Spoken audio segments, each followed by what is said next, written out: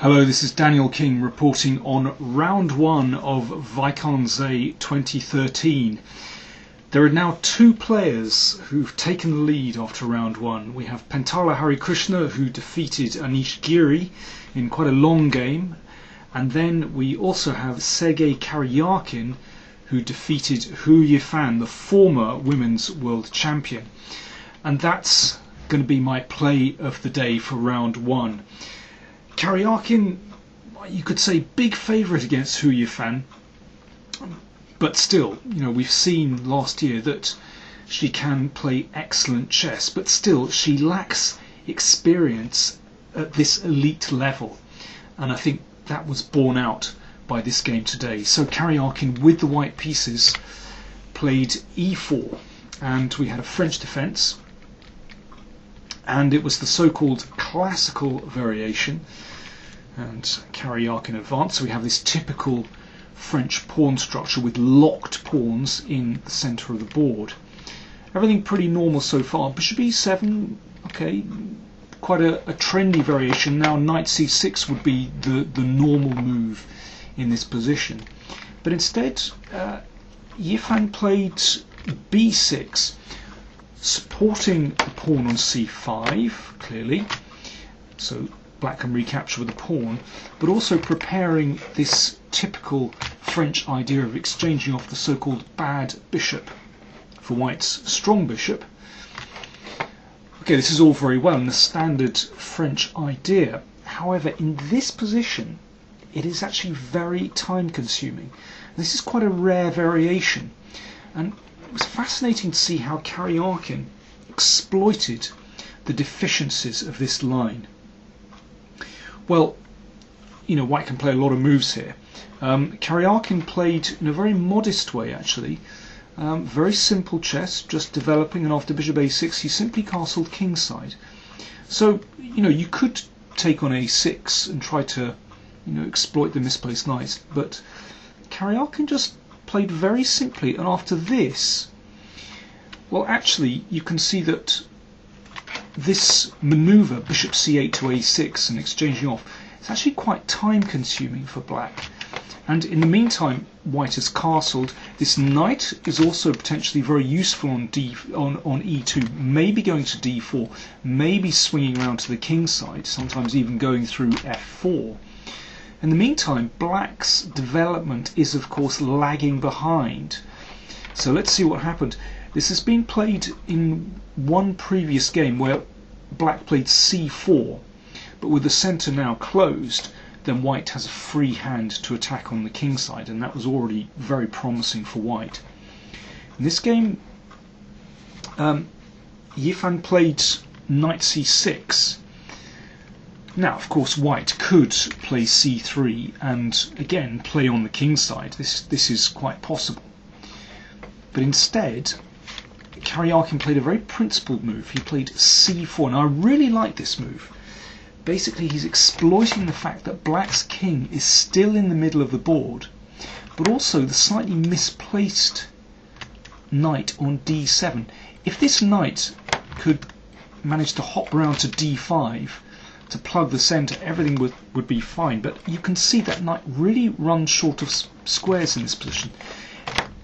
White has just this one window of opportunity to exploit that poor position of the knight, and Karjakin has seized the moment. It's a really excellent move. So let me see. If black were to take on d4, we take on d5, and if, let's say, pawn takes, well, this is already absolutely fantastic for white with these beautiful pawns. Weak pawn on d5. What else? Well, taking here, you can take on here, but then you take on c6. Already excellent for white. He's going to pick up the pawn here. Well, there are other variations, rather complicated. Instead, Yifan took on c4 and then d5. This is the point. So again, white has managed to get these beautiful pawns, this wonderful pawn majority on the king side. And the queen stands wonderfully here, attacking the knight and ready to pick up this pawn. If black were castled here, she might have a chance to defend, but this is very, very unpleasant already. Again, it's the knight on d7 that is a problem. These pins are going to come in. White controls these light squares in the centre beautifully.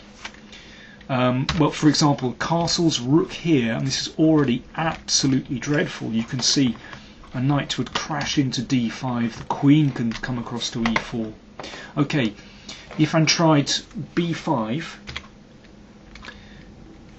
the queen came to e4, beautiful centralisation, controlling so many squares across the board. Absolutely wonderful. So again, similar kind of thing is going to happen. Rook into the middle. Maybe we could push with f5. Queen c8 was tried. Knight c3, excellent move, hitting the pawn, but also ready to get that knight into d5 as well. So, for example, if rook b8, defending the pawn, then there are so many good moves here. A very simple way to play would be a3. Rook here and play knight d5. It's already, I think, a winning attack, followed by f5. So Hou Yifan played queen c6, and this is already really dubious. So white takes this pawn on b5. White is a pawn up, and now Karjakin had a choice here.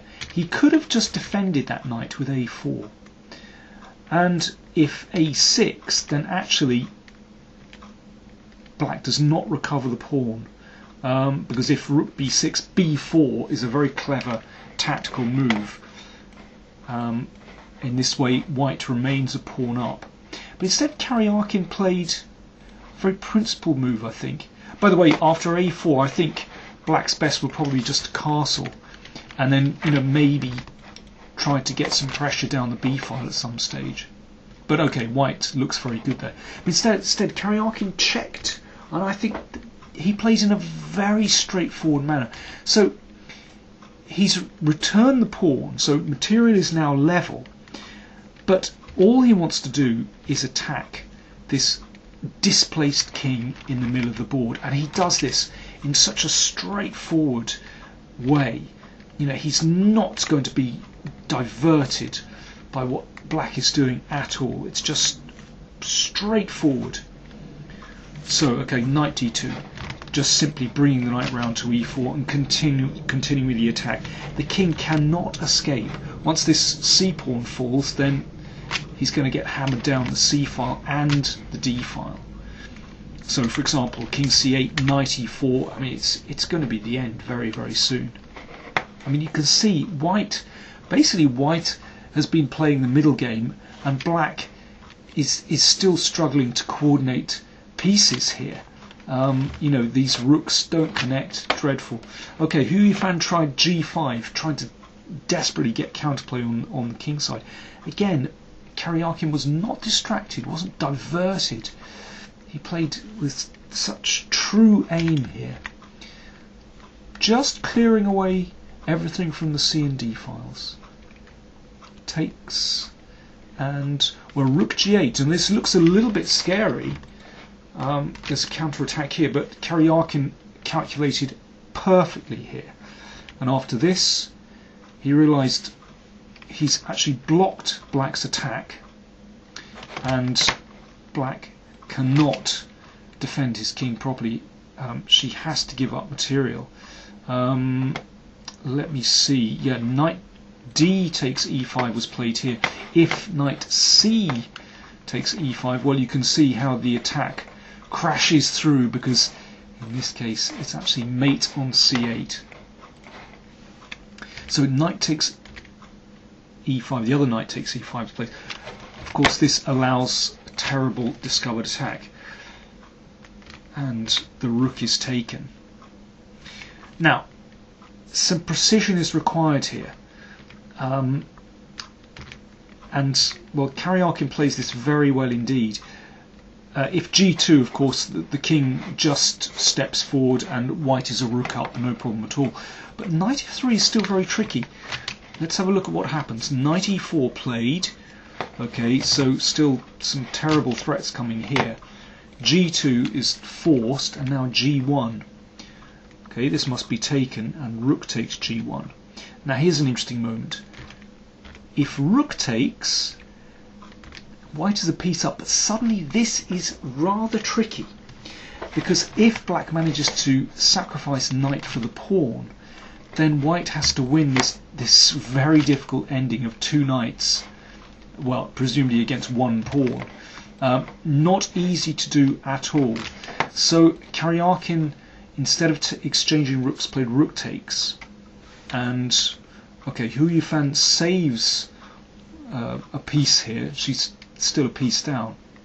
And now Karjakin has to take care, but his technique was impeccable. Let's just have a very quick look at what happened. Excellent. Actually, black's king is still in trouble here. This was the game continuation, so the knights are now coordinated. Although Karjakin has just 1 pawn left, well, he protects that very well. You'll notice how he's kept perfect coordination. And once you're coordinated, then he can start to attack these weak pawns. So let's have a look at this. This is what happened. Okay, again, Hou Yifan is angling for this endgame with rook d3, exchanging rooks. But no, Karjakin is having none of it. This is the game continuation. She's trying to exchange knights, but Karjakin's technique was impeccable. Forces the king away from any potential threats against the knight. Now rook a3, so this pawn is now a goner, and the king and knight are going to attack these pawns. So this is pretty easy. And all the while the rook defends the pawns. So I remember Spassky talking about these kind of endings. He said you have to play like an oil tanker, absolutely solid, and Karjakin has done that brilliantly. So the king comes back to protect the pawn. Now the rook can take the pawn, and then you can mop up these isolated pawns very easily. The game finished like this, and here Hou Yifan resigned. Understandably, there's nothing more to do. White is going to pick up this pawn, for example, f4. You take here, rook behind. Well, it's very, very simple indeed. I thought that was a brilliant performance by Karjakin, and he's been quietly making his way up the world rankings, and who knows, maybe this will be his tournament. So after 1 round, Karjakin and Hari Krishna share the lead. Carlsen and Caruana drew today. It had its moments, but it kind of fizzled out fairly early. Anand and Nakamura also drew, and the other games were drawn as well.